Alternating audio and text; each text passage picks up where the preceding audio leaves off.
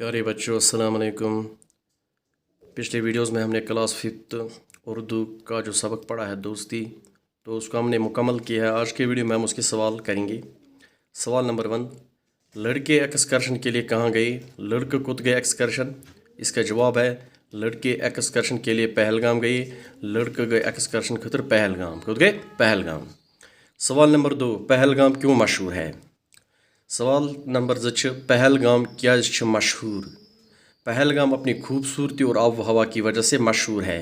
پہلگام پنی خوبصورتی بے آب و ہوا کی وجہ سے مشہور۔ سوال نمبر 3، احمد نے ریچھ کو دیکھ کر کیا کیا؟ آمدن یل ہاپت وچ ام کیا کور پت؟